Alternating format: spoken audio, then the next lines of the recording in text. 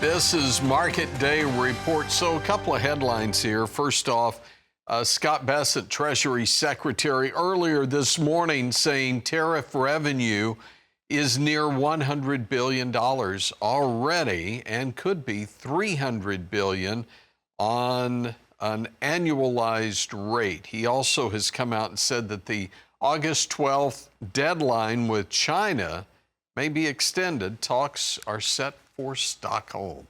All right, let's get to the markets. Are markets reacting on this news? We'll start with the corn market first, and corn is still in the red. We're above the $4 level. If you say $4 is right where your nose goes under the water, then the nose is barely above the water here. December at 4.18 3/4, trading near the bottom of the session, and the range, it's down 3.5. Soybean trade. Beans lower, November 10.23 1/4, it's off 2 3/4 cents. Wheat market, September is 6 higher, 5.48 1/4. We're trading near the high of the session, with hard red trading 7 higher, 5.32 3/4. What is that, nearly a 17-cent trading range? Or HRW? Well, yes. And then spring wheat moving mostly higher, and the cotton market still in that tight range, 68.06. It's down 4. Chris Swift is with Swift Trading.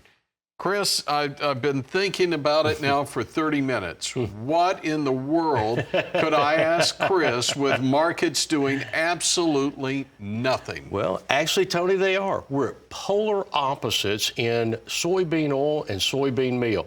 Soybean oil made a new contract high on Friday. And I say new contract high, it may only be just a new yearly high, but it's a new high in this move. And we've got soybean meal sitting right at contract lows. But around this 270, 280 level, I looked back this morning, and we're within 9 and 15-year lows. We're within less than $5 of both of those years, kind of made double bottoms. So when you look at where do I need to start buying pork and poultry feed out there, which, out here right now, and if you look at those premiums going out there, somewhere between $8 and $13, that's not too awful bad of a spread there when you look out in years to come, what we may or may not do. Clearly, with 4.5 million acres less beans this year planted in the ground, a belief that we're going to start buying acres for that, and the tremendous need for bean oil. The bean oil is probably going to continue to be the leader, but if we do have some issues with beans, then soybean meal could perk up as well. Yeah, you mentioned that, and then soybeans, here's where we trade right now, that November at 10.23 3/4. It's down 2 1/4 cents. I don't have a chart right now for the bean oil, but here's what's happened for soybeans over the past 6 months. And talking about really choppy action, anytime you see all of that's choppy, that's right? Volatility, but it's not going anywhere. So that's kind of leads you to see why we're at polar opposites of bean oil and bean meal, and yet beans aren't doing much of anything because the two products are really in stark contrast for their demand. Yeah, we see a little more range in here from the 10.50 down to the $10 range that we did earlier in the month, but again, doesn't really tell the story. That's a bit of an anomaly. Even the 5-day kind of makes you think, well, there's a whole lot more happening here than there really absolutely. is. And even so, I'm really much more focused on the 26 crop than I am this crop, because only August is going to be a determining factor now for this one. But if you get any troubles in August with this one, it will make that 26 crop even that much more important. All right, you mentioned nearing highs on bean oil. We made new record highs yesterday, and we'll come back and talk about that in a moment. Market Day Report continues after this. I wouldn't have guessed this, but if you look at how the livestock sector has performed year to date, it's actually not the markets that are hitting all-time record highs that are the top performing sector here. What is it? Hogs. Look at this. Hogs are in mixed territory right now, 107.37 on the August, as it now goes unchanged at 107.35. It settled higher for 4 straight sessions, but is up 32% year to date. This market's up 25% year to date. We'll talk more in a moment about it with Chris Swift from Swift Trading, but lower across the board for feeders. And then we get over to the live cattle market.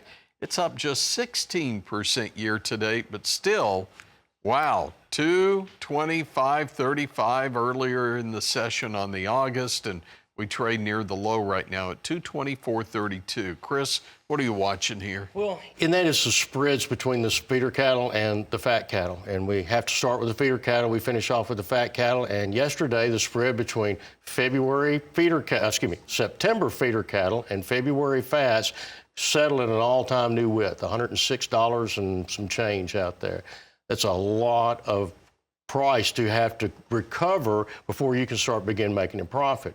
We know that we've seen some decrease in our cost of gains there, might even see more, maybe not. It's kind of an iffy situation until we actually get the corn harvest in the bins there to see what that final price is going to be. But it's the spreads, and it's the basis spreads to the live cattle contract. I've got a very positive basis spread. Cash is trading several dollars above the futures, and then you go out, and then we are even in an inverted market in the fat cattle where the spot month's trading the highest, and each one is more discount to that.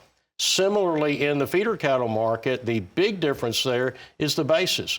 We have a negative basis in the couple of front contract months and a positive basis in the back end of it, but neither one right now are any detriment to the cattle feeder, to the backgrounder in trying to market that inventory. Okay. What about reports coming out on Friday? Will you be watching these USDA? I saw the guesstimates. I think it was 98% on feed, or 99, maybe it was 99% on feed. Placements, I can't remember the actual numbers, but it looks like about 11.3 million head on feed again, and I'm pretty sure this would be month number 33 in a row of above 11 million head on feed. So. Okay. And then we'll be watching whether or not we're holding back some heifers. And there are rumors that is starting to take place, and maybe we saw some evidence of that last week in our volume of stockers and feeders sold out there. We were 24.6% less volume than we were this time last year. Now, whether that's all heifers or not, or whether some of that maybe we're losing some of that market to captive supply, vertical integration has taken some of that inventory out of the market that's just not available to the general public anymore. So we're going to find out this fall more than anything. Yeah, exactly. Okay, those reports come out on Friday from USDA. We'll get that cattle on feed, 3 p.m. Eastern Time. Tammy? Forward to that. Thanks for the update, guys.